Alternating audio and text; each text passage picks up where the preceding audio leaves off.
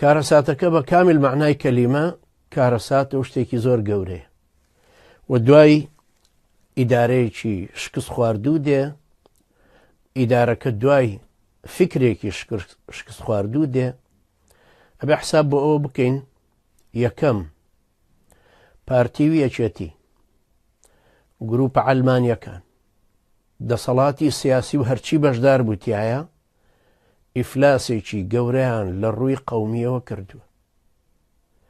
لەگەڵ ئەوەشا کە لە جیهانە ئێستا حرەکاتی قەومی لە نشستیایە، هەروەکو ئاماژەم پێداوتم دوای سەرکەوتنی بلۆکی سەرمایەداری بە سەرۆکایەتی ئەمریکا و شکستی بلۆکی سۆشیالیستی بە سەرۆکایەتی یەکێتی سۆڤێت و هەڵوەشانەوەی و پاشەکشەی کۆمونیستی و فکری چەپی لە هەموو جیهانە و ڕمانی مەرکەزەکان و مەڵبەندەکانی بە دەوڵەت و جم و جوڵیانەوە. دوای ئەمە هەمووی ئەبینین ئێستا لە کوردستانیشە و لە شوێنانی تریشە حرەکاتی قەومی کۆتایی پێدێ.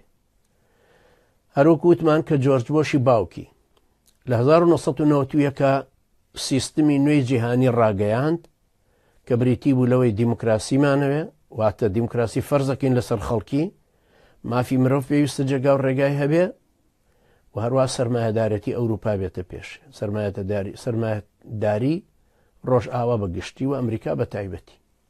لەمەشەوە ئەبینی لە هەموو ئەو وڵاتانەی کە پێگەی سۆشیالیستی بوون، لە یوگۆسلاڤیای کۆن کە لەتلەت بوو، لە ڕۆمانیا، لە لیتوانیا، لە ئیستوانیا، هەروەها لە وڵاتە عەرەبیەکان و ئەو شوێنانەی کە حیزبی ئیشتراکی تایە بوو، وەکو عێراق و وەکو یەمەن و وەکو سووریا، وەکو ئەو شوێنانە، و هەروەها لە جیهانە و لە ئەمریکای لاتین و جنوبی ئەمریکا، جنوبی شەرقی ئاسیا کە تینیان زیاتر هێنا بۆ ئەوانەی کە لەسەر سیستمی سۆشیالیستی بوون.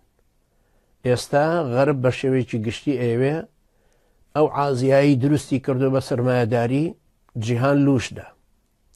ئێستا زۆر بە سەراحەت ئەمریکایەکان و کۆمپانیا زەبەلاحەکانیان ئەڵێن لەکوێ نەوت هەبوو ئێمە ساحەبین، و ئەو کەسەی منافەسەشمانەکە ئەبێ خۆی حازرکە بۆ ساڕوخەکانمان، خۆی ئامادە بکە بۆ مواجهەیەکی عەسکەری بەقووت. ئەوەی تەمەڕودیشان لێ ئەکا بە شەیتانەی ناسێنن، وەکو شەیتانەی خەنە پێشچاوی خەڵکی وەکو کۆرەی شیمالی. کەوابوو لە سەرەتاوە ئەبێ باوەڕمان بەوە هەبێ فکری قەومی لە پاشەکشایە کوردایەتیێوانانیش ئیفلاسیان کردووە بە کامل معنای کەلیمە. ئەگەر ئەو پارەیان لە دەستا نەبێ پارتی وێچێتی، خەڵک ناچێ بۆ کۆبوونەوەکانیشیان. هیچ ئینتیمایەک هەستێکی ئینتیمای کوردایەتی نەماوە. هەستی مەزلومێتی کورد هەرەمێنێ، پێش پارتی وێچێتیش هەر هەبوو، دوای پارتی وێچێتیش هەرەوێ. هەستی مەزلومێتی کورد شتێکە و کوردایەتی شتێکی ترە. ئێستا هەستی مەزلومێتی کوردێتیمان لە جاران زۆرترە کە بەدەست حەشدی وەحشیەوە ئێستا 183,000 کەس هاوارە، و ئەو مەترسیش کە لەسەر نان و ئەمانمان هەیە، کە لەسەر خاک و خوێن و خەباتی میلەتەکەمان هەیە. کەوابوو یەکەم جارە لەم خاڵە ئەبێ بگەیشتبینە بەڵگەنەویست بۆ ئەو جارێکی کە شوێن ماکەرێکی تۆپی و نەکەوین کە کوردایەتیەکەی. ئەمە یەک. دووەم، فەشەلی ئیقلیمی. ئەمانە شکستێکی گەورەی ئیقلیمیشان بەسەر خۆیان و بەسەر باشووری کوردستانە هێنا. لەبەرەوەی ئیرادەیان ڕەهنی دەرەکی بوو، لەبەر دەستی دەوڵەتانی دەرێ بوو، نەیانتوانی ئازادانە بڕیارێکی سربەستانە بۆ خۆیان بدەن، یەکێتی بە ئێرانەوە، پارتی بە تورکیا و بە غەربەوە یا بە ئیسرائیلەوە. ئەمە شتێکی زۆر خەتەر بوو. بۆیە یەکێ لە صیفەتی دارالئیسلام ئەوەیە کە ئەحکامی ئیسلام بەسەر ناوچەکە بێت، دووهەم ئەمانی مسلمانان لە دەست خۆیان هەبێت. توێوە سەیری کوردستان کەن و سەیری غەزەکەن. غەزە حەماسەی بابڕێوە. حەماس ئەمانی خەڵکەکەی بەدەستەوەیە، بەرگریشی لێکە. 3 هجومی گەورەی ئیسرائیلی بە هەموو تەکنۆلۆژیای تازەوە دژی ئەو غەزە بچووکە هجومی کردە سەر و ناوچێ کە کەمتر لە 2 ملیۆنی لێ ئەژی، ملیۆنێک 850,000 کەسە. ئەم قووەتە کە خۆی دروست کردووە، خۆی بینا کردووە، باشە پارتی وێچێتی بۆچی بەم هەموو ئیمکانیەتەوە نەیانتوانی قووەتێکی ذاتی خۆیان دروست بکەن؟ ئەمەش فەشەلێکی زۆر گەورەیە کە نەیانتوانی لەسەر مستەوای ئیقلیم قووەت و نفوزی خۆیان بە قووەت بکەن.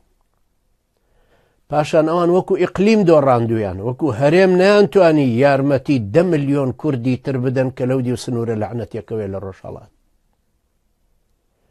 نەیانتوانی باشوور بکەن بە پێگەیەکی خەباتیکی توولانی ئەو کوردە بە شەرەفانەی ئەودی و کە هاتوونە ئەمدی و بە پێچەوانەشەوە یەکێتی بە موافقەتی جەلال تاڵەبانی 3000 پاسداری بەجلی کوردی بە شاری هەڵمەت و قوربانیە هێنا. 3000 پاسدار بەجلی کوردی و بە سلێمانیە هاتن بۆ کۆیە بۆ لەدانی دیموکرات. ئەو خەبەرشتان زانی کە پێش 2 هەفتە لەمە پێشیش حەشدی وەحشی هاتن و گەشتنە تەقتەق پێشەوەی کە سەرانی دیموکرات بجۆزرێنەوە بۆ مێرگە سوور. یعنی لە باشووری کوردستانیشا کوردێکی ڕۆژهەڵاتی بە شەرەف و جوامێر کە لە دەستی ئەو ڕژێمە ڕای کردبوو کە نە شیعەگەرێتی بە کوردیە خوێنێ نە سونیگەرێتی بە فارسیە خوێنێ، یعنی لە دوولاوە مەزلومی زمان و مەزلومی مەزهبەکەشیەتی